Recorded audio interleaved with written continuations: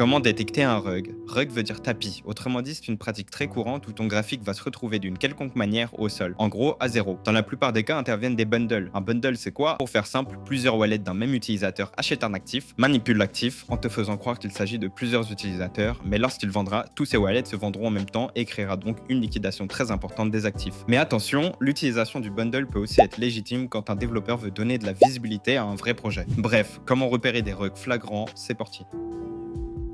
Chaque trader paye des fees, voyez-le comme des frais d'entrée lorsqu'ils achètent un token. Sur ce premier plan, les fees paraissent normaux pour un volume normal. Dans ce second plan, voici un token dans la même avancée que ce dernier. Tu trouves pas que ça fait un peu léger?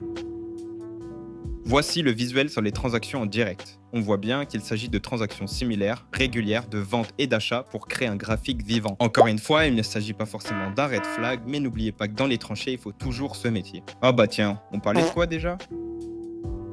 Bon là, faut juste pas rêver. Lorsque sur un graphique, il n'y a même pas l'effort de le rendre organique, rug assuré.